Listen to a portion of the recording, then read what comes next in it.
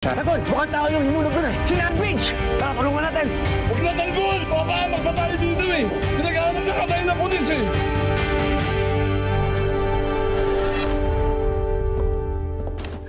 Maayos palang kausap ang mga gerero, Boss Divina. Mabilis pagdating sa pera. Oo. At pag nagdire-diretso yan, Emil, siguradong masaganang buhay natin ng dalawa. Lalo na ngayon, nahuli mo na ang kiliting ng mga gerero. Lalo na si Vice. Akala ko nga magpapakipot pa eh. Bibigay din pala. Sino ba naman ang hihindi sa kamandag mo, Boss Divina? Wala. Kaya nga tama rin na bumalik ako sa pamilya ko. Dahil sa kanila, napalapit ako kay Roberto. Ang taong totoong pinakamakapangyarihan sa buong Maynila. Hindi mangyayari sa atin to. Mukhang.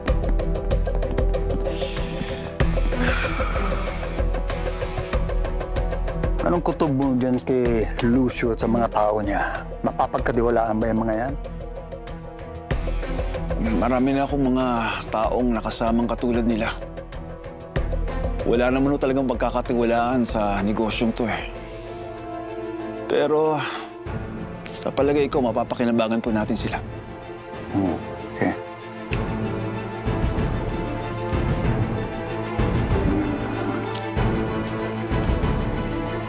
Good job. Tama si Vice Mayor na rekomenda kanya sa akin.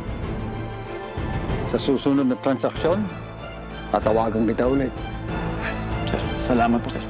Okay. Sige.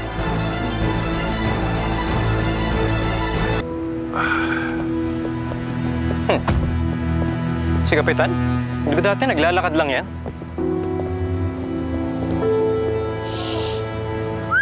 Sir, ganda ng sasakyan ah.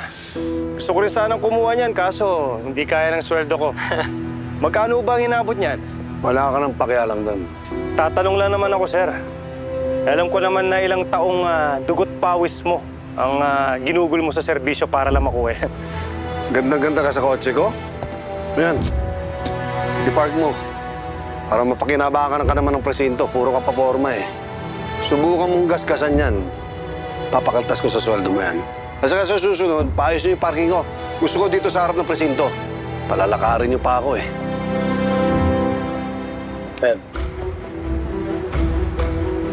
Kayong dalawa, ano, minamanas kayo? Puputukan yung tiyan nyo, ha? Pagbawas kayo. Mabuti sana kung sing taba niyo yung utak niyo.